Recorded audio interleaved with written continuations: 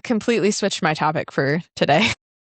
Oh, that's funny. What is it? I don't even remember what you were going to do. Okay. So. All right. Well, that's good because I'm not doing it now. I'm going to do it in the future, but not today. I did one of the ones I mentioned. So. Okay.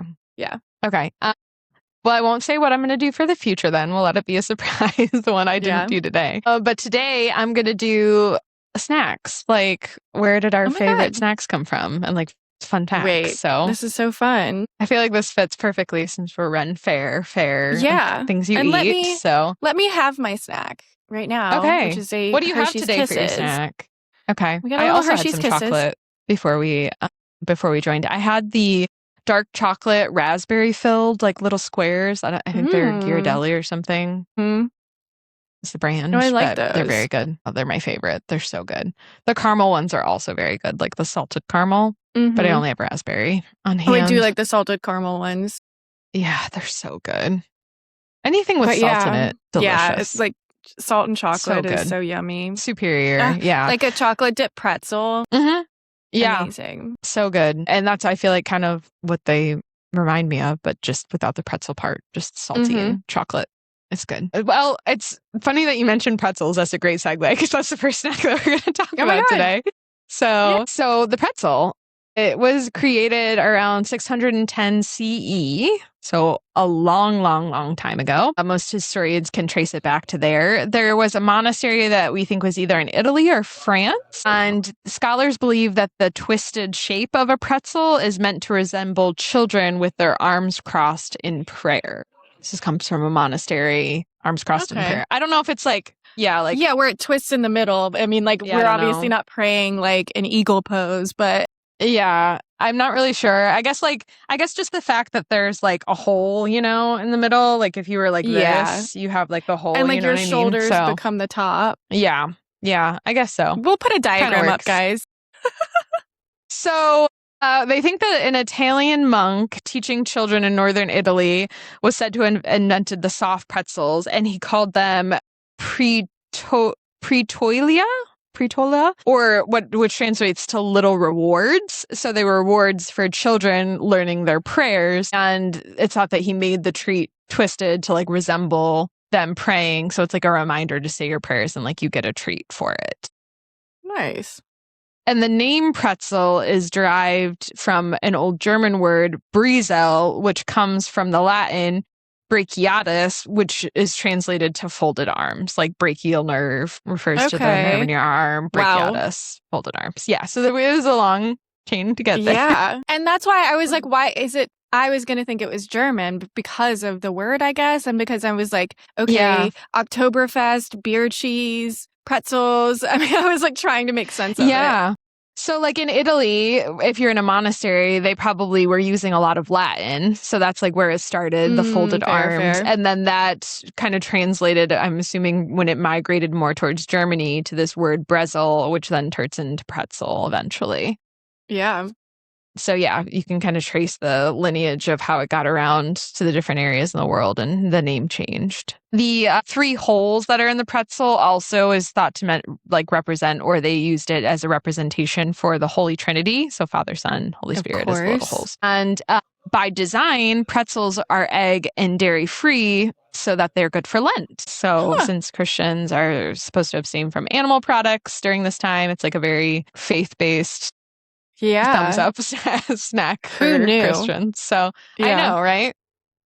I'm more of a pretzel sticks gal anyway, although I do love a soft mall pretzel. Oh, those are the best. Yeah, extra butter, extra salt. So good. I'm not like a big hard pretzel, like a crunchy pretzel. No. I like a soft pretzel if I can get it. If I do a hard pretzel, it will likely be a pretzel stick because they are more delicate and like chill. Yeah, you could like dip them in some peanut butter. Or the butter grid ones, the ones that are like butter flavored, and they're like little weave baskets, basically. I don't know what they're called.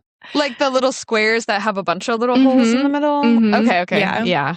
I do like those. I didn't know they had butter flavored ones. I don't think I've ever had those. I can't really have much in the way of pretzels nowadays, so I'm not as fair. They do have some gluten-free ones, but they're a little harder to find. Now I feel like I should go find some pretzels. Butter snaps. That sounds kind of good. Butter snaps. Okay. Yeah. Okay. I used to, before, when I could still have gluten, eat the like the pretzel, like the flat ones, the crisps.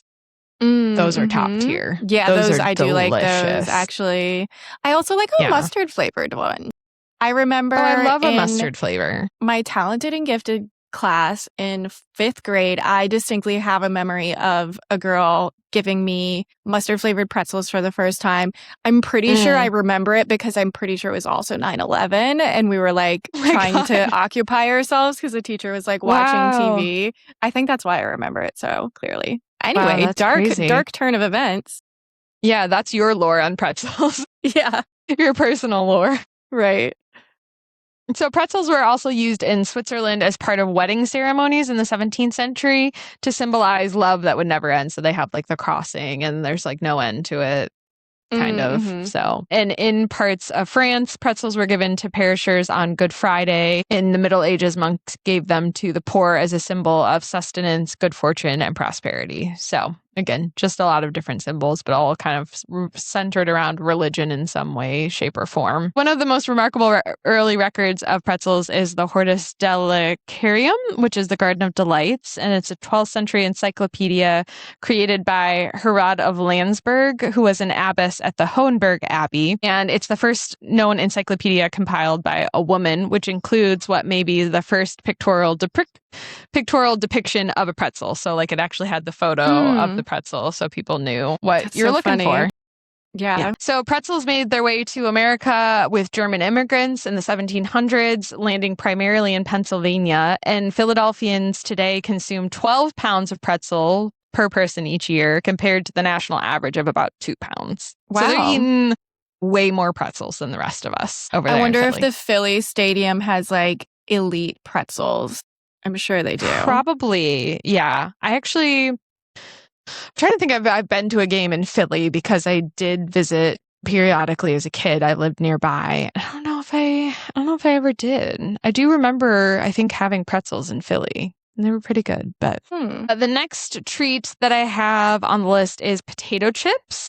And those were founded in 1853. So the origin story of potato chips is that George Crumb, who was a celebrated chef of Black and Indigenous ancestry, he produced a lot of famous recipes for fish and wild game, which had led some people to call him America's first celebrity chef, which I've never heard his name before, but I thought that was so fun. That is fun. Yeah. And so in 1853, Crumb was a cook at Moon's Lake House restaurant in Saratoga Springs, New York. Ooh. And a customer sent back their order of fried potatoes, stating that the slices were too thick. And so they get in this little like cat and mouse game of him cutting thinner slices and the customer sending him back and then him trying again. And then until it gets to the point where he fried them so that they were just crispy potato chips that couldn't actually be eaten with a fork, to be spiteful about it. So that is the story behind it. And some accounts say that the customer who was sending them back was Cornelius Vanderbilt, the railroad tycoon. So just to add to the mystique of the story. Wait, what a fun little lore. Also that it's American. I know. Isn't that fun? Yeah. It started in New York. Crumb himself, though, actually never claimed to have invented the potato chip. It was his sister, Catherine, who claimed the credit, saying that, and her story was that the sliver of potato was accidentally dropped in the frying oil. And then she was like, oh, this is maybe pretty good. Let's start making these. But there's not really like a clear story either way. We don't really know which it is. That's so funny. So we don't actually know the real origin story. Somewhere in from terms this of restaurant, getting around to other people, it has to be through Vanderbilt, right? You know, like that would only make sense. It does seem like that would be the case, but I don't know. That's funny. Also, I love that his name is Crumb. Isn't that fun? It reminds me of Victor Crumb from Harry Potter. It just reminds me of like crumbs, and this is a food conversation. Because he's a chef. Yeah. Like potato chip crumbs. Right. That's funny. There are also some recipes for like thinly sliced fried potatoes going back to even earlier in the 1800s. So it's entirely possible that they kind of just modified one of those recipes and took it from something else. So, and the whole. But also, how does it like interact with fish and chips, which we know are fries? Like, which came first? Yeah, probably the fish and chips, I would Yes, but I don't know. Just because I feel like that's such a staple of London. Carried over. Mm-hmm. Yeah, I don't know. That would make sense. So potato chips were considered a delicacy at like the time that they were created. Obviously, this was a lake house in Saratoga Springs, and like a Vanderbilt is ordering them. So they were considered a delicacy and found in upscale hotels like the Cadillac in Detroit, and they were often served along chicken salad, which sounds delicious. I actually would totally Can't beat that. Yeah. No.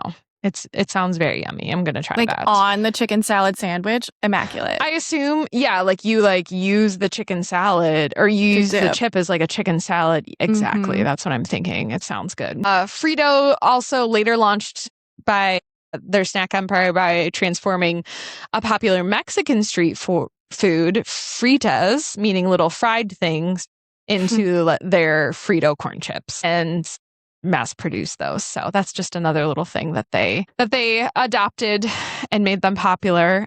And in order to produce those and have Fritos selling nationwide, they adopted Harry Ford's assembly line method for production, which is also just another fun little fact. Yeah. Henry. So yeah, I know. He's influential. Then the next snack I wanted to touch on is graham crackers. So do you know any of this history already? I'm just curious. No, I do love a graham cracker though. Yeah, I'd heard I've nothing.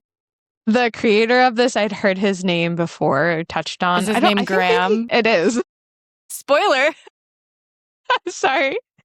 You guessed it right, though. So, clergyman Sylvester Graham invented graham crackers in 1829, but the story behind them is much more wild besides him just being a clergyman. So he created them because he believed that bland foods would help Americans repress their sexual desires. So he believed that alcohol, meat, and fatty foods led to greed, lust, and sexual urges. So his solution was to make food so aggressively boring that you wouldn't have room for any impure thoughts while you're eating it. Just make you depressed and dull your senses. And then essentially. You won't be tempted. So he created his own coarsely ground, unsifted whole grain flour, and then his group of followers called the Grahamites, which is surprisingly adorable for the story that we're talking about, would create graham bread and graham crackers from it. And the original recipe, of course, in order to be bland, had no sweetener in it. So they tasted nothing like what we eat today. They were just literally like flour biscuits with no seasoning or flavor or sweetness whatsoever. They're like sweet now. A punishment, essentially. Yeah, they're definitely sweet now. So the sweet version that we know now was developed by commercial bakers a long, long time after Graham's death, which, as a fun fact, I guess, for you, he died at only 57 years old. So I don't know that the pure bland diet was working all that well for him, to be honest. Maybe if he had a little workout in the bed sometimes, he wouldn't be ill. He would have lived longer, maybe. And it's ironic that like something that he created as this bland, pure food that's literally named after him is like the thing that we make s'mores sweet treat now. We cover in chocolate and marshmallows and That's so funny. So it really didn't go his way is the point of that story. Sorry, Bubby. Stick to religion, not science. Yeah. So the next one is the chocolate chip cookie, which we think was created in 1938, excuse me.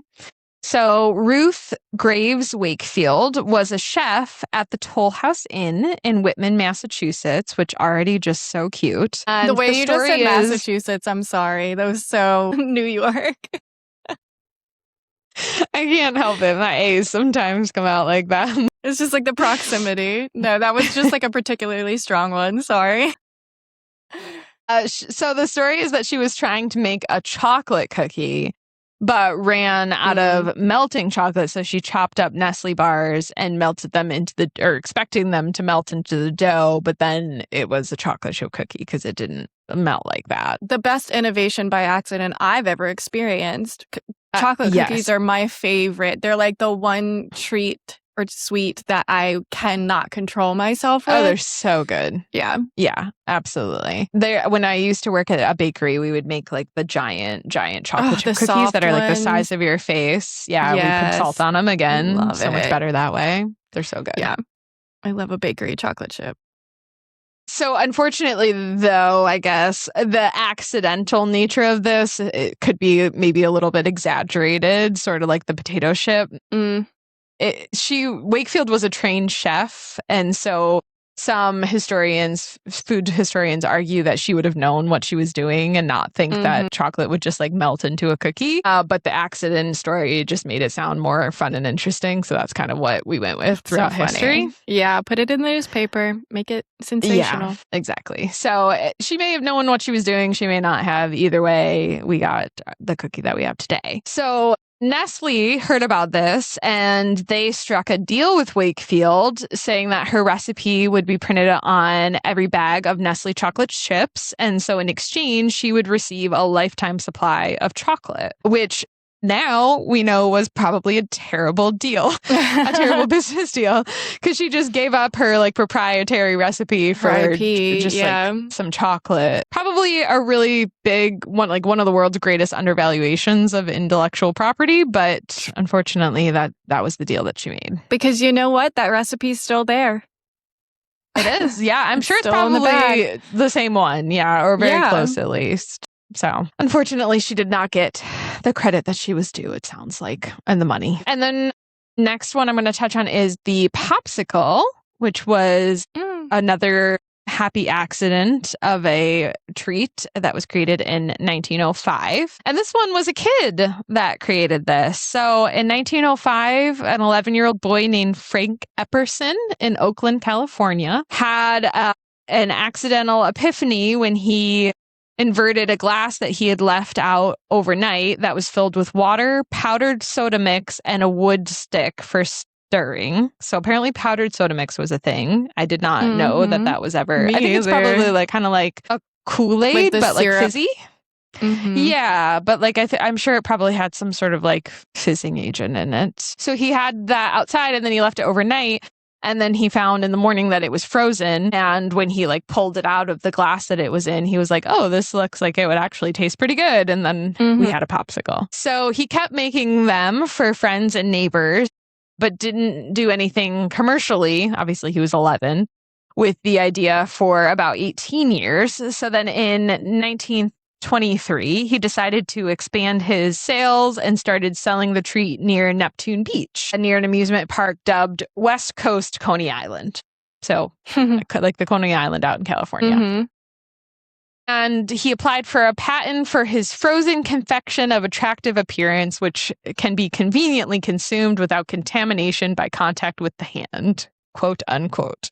What a mouthful. On his patent. Yes, it was 1923. So he had originally intended to call his invention Epsicles, like a combination of his name and icicle. But people, like kids that he was selling them to, started calling them Popsicles, like calling him Pop and then icicles.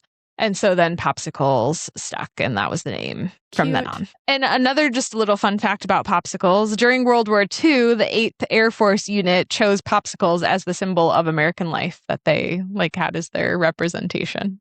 That's so true. Isn't that funny? It's just like nothing better than a popsicle nothing in more summer. American. Truly. Popsicle in one hand, hot dog in the other. Literally. Yeah. Epperson eventually sold the rights to his invention to the Joe Low Company in New York, and he never received any lasting financial security from it. So again, another creator who just did not get recognized and financially for their work, unfortunately. These people need lawyers. I know. Don't sell the rights to anything. Yeah. Get a lawyer first. Be like Taylor Swift, trademark literally everything you've ever said and done. Yes. Yep. Exactly. And then you're covered. Next, I'm going to touch on cotton candy, which was created in 1897 and was actually invented by a dentist, of all people. You wouldn't think it, but it was. I don't know. Seems suspicious. Seems intentional. Just the pure sugar. Yeah. So it was created by a dentist. His name was William Morrison, and he partnered with a confectioner, John Wharton, to devise an electric candy machine in which sugar crystals were spun through a metal bowl with tiny holes. They applied for that patent for that creation on December 23rd of 1897, and it was granted on January 31st of 1899. So it took like a little bit of time for them to get their patent, but they did eventually get it. And so the partners then introduced their invention, calling it Fairy Floss, at the 1904 St. Louis World's Fair, where it sold for 25 cents a box. Cute. Which, Fairy Floss. Where better to sell it than at a World's Fair, right? Truly. And so over the 7-month period of the fair, about 20 million people attended that fair, and they sold almost 70,000 boxes of their candy during the exposition, which, because it was so cheap, only made them about $17,000, which, I mean, it was a lot more money back then, but to us, it's like, wow, you sold that much and you didn't make a lot of money on it. So, yeah. So in 1921, another dentist called Joseph Lascaux came along with his own cotton candy machine. And to avoid the association with Morrison and Wharton's Fairy Floss, he marketed his version as cotton candy because he thought it looked like the cotton grown in Louisiana where he lived. And so that's the name that stuck more for Americans, versus the other one I think is probably more common in like Europe and things. I feel like I hear that over there, Fairy Floss. That makes sense. I feel like I have heard Fairy Floss before. Like, it's not uncommon, but I think in other areas it's a little more popularly called that. So, So what would you rather have, cotton candy or funnel cake at a fair? Oh, definitely funnel cake. 100%. I do love cotton candy, though. I love like the melt in your mouth sensation. Yeah, it was fun as a kid. I just don't think I enjoy that much sugar anymore. You know, I mean, funnel cake is a lot of powdered sugar, but at least you have some substance behind it. So exactly. I prefer that. Yeah. And then the next treat that we're going to get to is gummy bears, which were created in 1920. So the origin of the gummy bear dates back to the 1920s in Bonn, Germany, when a candy maker named Hans Riegel, who is the founder of Haribo, introduced the world's first fruit-flavored, gelatin-based bears. And he created them as bears because the dancing bears were common in Europe's street festivals at the time. And so it was like a really recognizable figure that was fun and playful. And so he was like, okay, let's make them bears, since that's something that's popular right now. All right, I have like a dog hair that's on my face. There we go. So originally, Riegel made hard, colorless candies that sold well, but they weren't very, very successful. And so he started experimenting and trying to come up with a type of candy that would be more popular. And so he came up with these soft gelatin fruit flavored candies in the shape of the dancing bears that were popular. And so Haribo itself sounds very Japanese. And I feel like a lot of people think it's of an Asian origin. But it's actually a combination of his first and last name and where he's from. So Hans Riegel of Bonn, Haribo is how he came up with that. So tricky. No. Wow. I can't wait to tell Forrest. We love gummy bears, but we love Albanese gummy bears. You've ever had like Albany the city?